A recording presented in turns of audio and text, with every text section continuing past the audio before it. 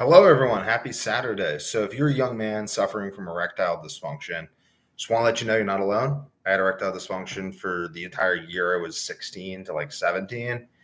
It's really, really, really horrible. Into that quickly. So, basically, yeah, like my penis didn't work at all. Like, I just couldn't really get a boner. I'd like very rarely, if ever, get a boner, and never with a woman. Tried a bunch of times, never could. They caused like issues, the trouble dating because I couldn't get a boner because I'd like go to have sex with women. And my wife, if you're watching this, just go off. You don't need to hear about this. This is for young men. Seriously, it's not your fault what you hear after this. Putting that there for my wife. She watched my videos. No, don't watch this. I'm going to talk about some stuff you want to hear. So, yeah. So anyway, basically, I'd be trying to like have sex with these women, and they'd be like trying to get me hard, trying like really hard to get me hard, and like it wouldn't be happening, or it happened for like 5 seconds, then it would go away, and they'd be like you don't like me, you don't think I'm attractive, you think I'm ugly. I'm like, no, I don't think you're ugly. They're like, no, you think I'm ugly. And then they like get mad at me, and then like maybe like a few weeks later they want to try again, and then I go through that again, and then it'd be all like, it was really confusing. They did like some of these women, or at least I thought I did at the time. I mean, in retrospect, not the greatest, but like really like some issues, some of them, but other ones not so much. But basically though, like even like it is an impediment to relationships. Like you probably experienced this. You probably like, and then for a while after, I was like, oh, I can't really feel very anxious to date because yeah, I was just worried. I was like, what if I go to have sex with them and like I just don't get hard and they think that I'm like not attracted to them, and then I end up having to relive that again and again and again and again. And it was just really stressful. And like the stress would then like I had insomnia at the time. It was like really, really like horrible. So I'd have like stress and anxiety about various relationships with women because I couldn't get an erection to have sex with them and perform. So I would then stress about that, which would just make all my symptoms worse because I was like peeing blood a little bit at the time. I had some blood on my stool at the time, and I wasn't really sleeping at the time, and I had this candida rash all over my genitals too, which that also made me very anxious about dating because I had this candida rash all over my genitals. So basically, yeah,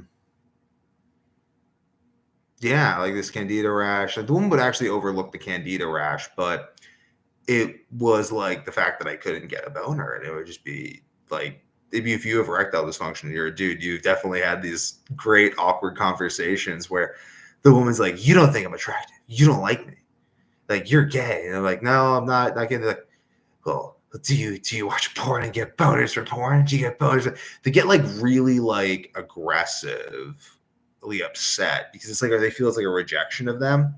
So then they're like, well, you're bad for not getting a boner for me. And it's just like, yeah, I don't know. I mean, they'll throw this out there though. This is a great reason to not fornicate because these problems can be worked out much better in a loving, committed marriage than in a fornicating relationship where they're just like, you don't like me. Though if you're married though, that would really be a problem though too, because then like she's like, oh my god, you're gay, you're secretly like gay. Like I don't know, like they get kind of crazy. So you want to fix the boner thing. Like I really, as much as I say a loving, committed relationship, but you gotta be able to get a boner as a dude. It's like a real necessity. Yeah. And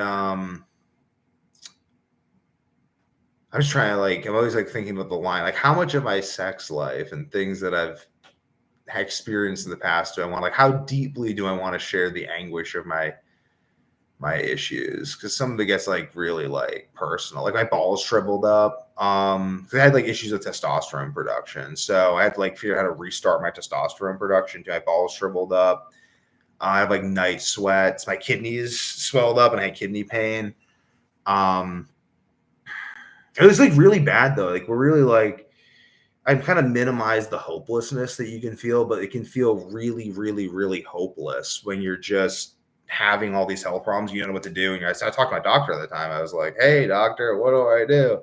And he was just like, do you want some drugs? Just like,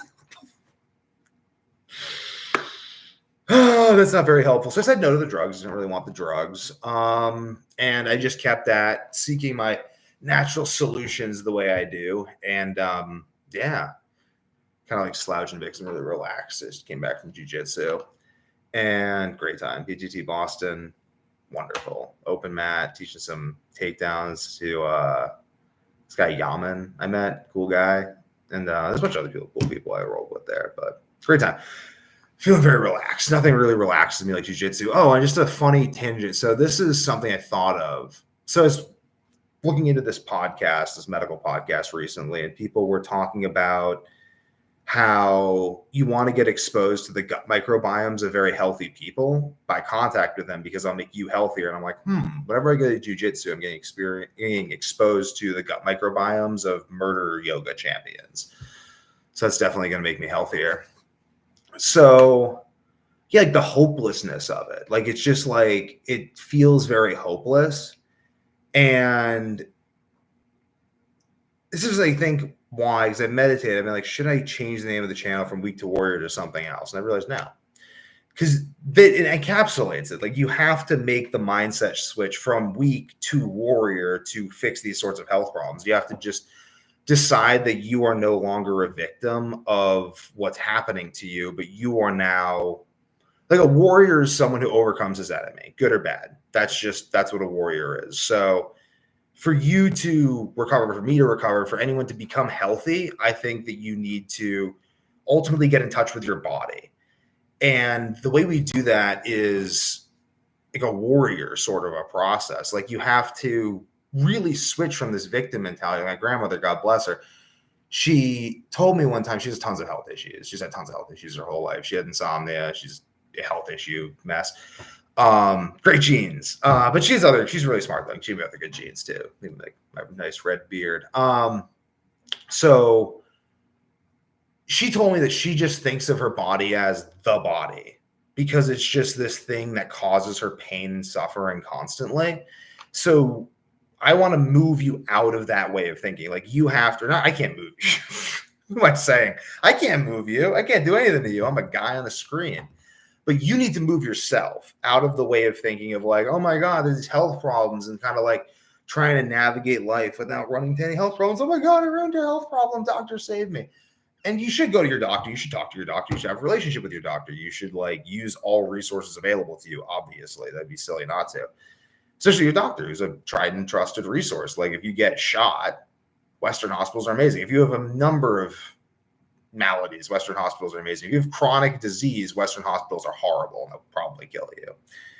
I mean that too. Like, that's harsh, but I mean that. I mean what I say often, unless I'm joking, which I am. I have to be precise in your language, I guess. I don't know. That's a whole other video. But this warrior thing, like weak to warrior, why weak to warrior? And I'm going to make t-shirts where this is going to be weak to warrior and have like Odysseus sailing home. And it's like, why Odysseus sailing home? Because that's ultimately our million reasons, other video, but weak to warrior. Like, you have to get out of this mentality of like the pain. You have to go after the pain, and you have to do that by listening to your body. Like, primarily what's going to help you is listening to your body. So I'm going to give you practical tips going to help you learn to listen to your body. And we also have to like use our brains logically to look at stuff. So if you're eating garbage, you're eating stuff that didn't exist when the Pilgrims landed on Plymouth Rock, stop doing that. You have erectile dysfunction. Like, what are you doing eating garbage when you already are dying? That doesn't make sense. Stop it. And I know you're all doing that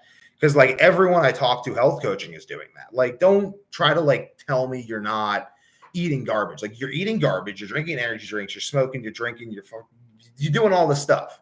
You're jacking off to porn, you're binge watching Netflix, you're not even like, you're staying up late. Like, unless you got like serious, unless you've been through it for like a decade, you don't take your health seriously because you just haven't been through enough pain. Like, I was talking to my wife's grandmother recently. She came up to visit, and she can't even walk anymore. Like, my 2-year-old daughter was trying to give her a hug, and she's like, Devin, help me.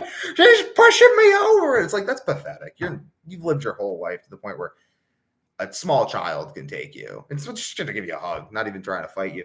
And it's insane. And then I was talking to her though, and she told me, she's like, well, I grew up on a farm, and And, I always ate super healthy. This is kind of how she talked. I always ate super healthy my whole life. And, that was how I stayed healthy. I always ate farm food and I ate all really good food growing up. And I was like, so yeah, you just didn't really ever have to focus on your health. And now that it actually takes any degree of effort to walk or do anything basic, like stop having constant IBS, you can't do it. She's like, yeah. She just keeps eating fast food and whatever. I mean, I don't know. I think just seeing my kids, her great grandkids, is like what keeps her alive. She tells me that, and I know it's the truth. But because really, I mean, it's the spirit. That's again like weak to warrior. Like it's the spirit that keeps you alive. Like, and it's the spirit that connects you with your body that will then tell you how to heal yourself. Like this is something I realized when I was health coaching. This is after I was health coaching full time. So I health coach full time all 2021. I health coach full time. And was it 2022? No, it's 2022. All 2022, I health coach full time. I did a little bit of health coaching in 2021 and 2020 and still do it, but full time 2022. It's just like, this is my full time thing.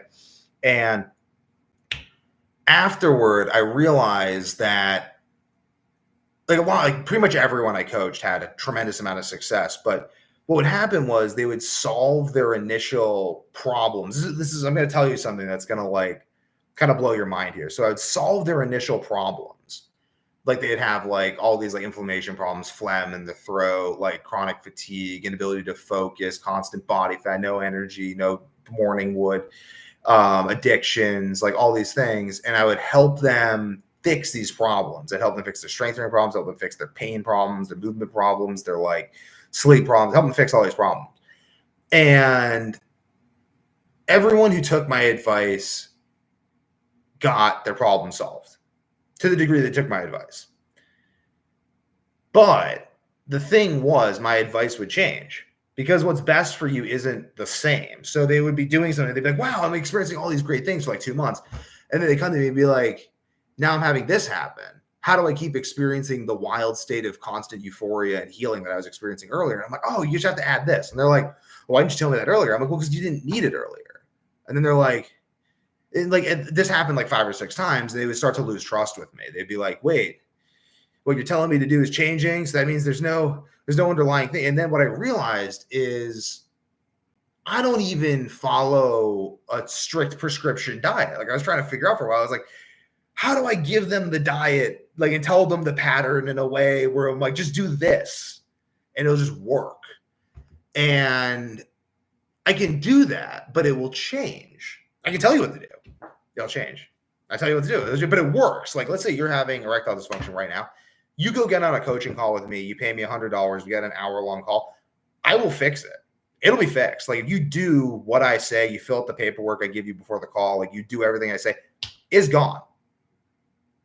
It's gone. It'll be gone this week or next week. Probably this week. Usually this week. And then maybe something else comes up. Maybe it starts coming back.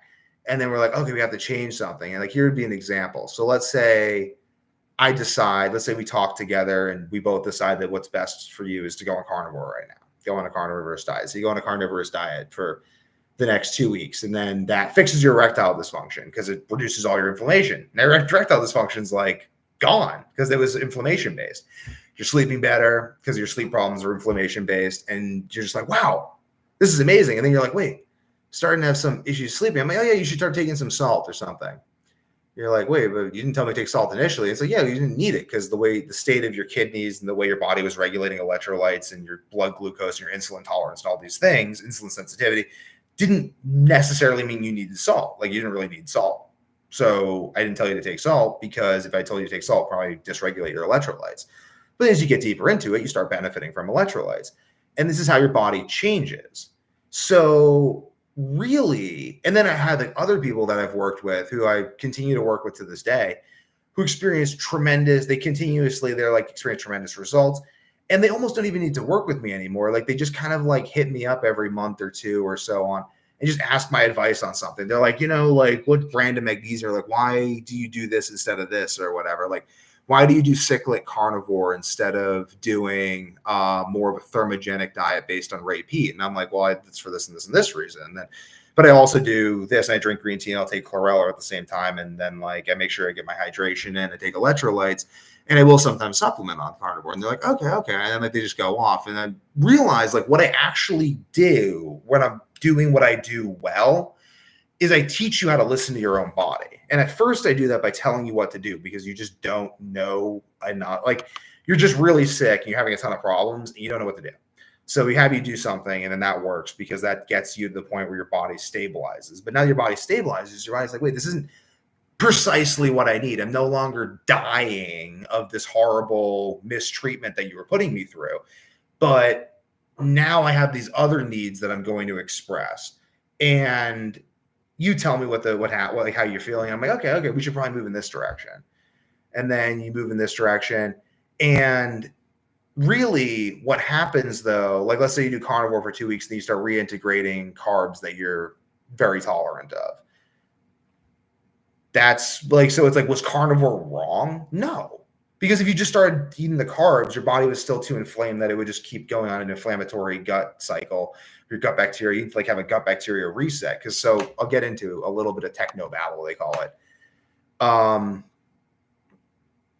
So your gut bacteria can experience dysbiosis, which is when bad strains become dominant in your gut. So it's kind of like if you have like, okay, it's kind of like if you have like a club and you have a bunch of cool people at the club and the club's awesome. And you have a bunch of like lunatics come in. So like the lunatics are all like going around the club and it's a great analogy. Okay. So it's like you have the club going, the alcohol's flowing, people are having a great time. But then all the alcohol attracts lunatics and they come in, they start drinking the alcohol and punching everyone. And you got to cut off the flow of alcohol for a while. Alcohol is like glucose in this analogy. You cut off the alcohol for a while to the gut bacteria, the people, so they can all sober up. You can kind of get the lunatics out of there and then kind of like close up the doors, seal up your leaky gut. And then after that's happened, 2 weeks on carnivore, we then reintroduce the alcohol. We start with kind of slow though to make sure like we weren't any lingering lunatics. It's a great analogy. And you tell when it's time to do the thing by listening to your body, by recognizing cues that, oh, it's time to reintroduce carbs. Oh, it's time to do this. So really, like if you're experiencing erectile dysfunction, look through your diet, like stop eating the poison, consuming tons of caffeine, make sure you're consuming electrolytes. That's a huge thing. That was what was causing my erectile dysfunction it was prolonged ketosis with a lack of salt with insomnia, which I still had insomnia later on, but I still, my penis worked at least because my hormones worked. And it was really like, I think it was my body's inability to process stress. There's also adrenal fatigue too. So it was really like adrenal fatigue. I was overtraining. This is what would fix it for me. If I had to like give myself like 3 things to do, I'd say stop overtraining, consume more salt, cyclic keto, not strict keto, cycle off of it for longer and do some protein fasts. That would have fixed it for me. And it did fix it. That's eventually what I did, and it fixed it. And for you, if you're like drinking tons of caffeine and alcohol and you're having erectile dysfunction, I'm going to say cut down on that a lot, switch to caffeine pills from energy drinks for a variety of reasons I cover in other videos, and start consuming electrolytes and eat healthy. You do that, gone. For anything more than that, go see my other videos and subscribe for more. Let me know in the comments below what you're suffering from, because I'll definitely reach out to help or make a video covering that. But yeah, this is what you should do if you're having erectile dysfunction as a young man, and because it's really common. It's really common. One thing I said in the title, it's more common than you think. I've been very open about the fact that I've experienced erectile dysfunction with lots of people I know, and it's just people I'd meet. Like they would kind of, I don't know. I kind of like just very open. People tell me things. And anyway, like lots of people have opened up to me and told me, like lots of guys in college, like hundreds. It's so common. People don't talk about it. Like athletes, especially athletes have erectile dysfunction because they overtrain like crazy and they consume stimulants. Like, yeah, it's common. Don't be embarrassed, but definitely do something about it. And till next time, subscribe for more. Done.